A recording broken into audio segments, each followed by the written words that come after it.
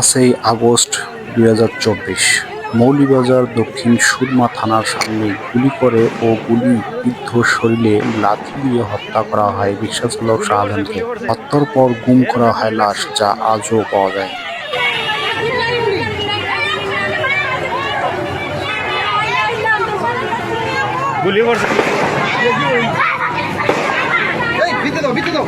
দর্শক, ভিডিওটি ভালো লাগলে লাইক, কমেন্ট, সাবস্ক্রাইব করে ভিডিও কন্টিনিউ করার সুযোগ করে দিন। ধন্যবাদ সবাইকে।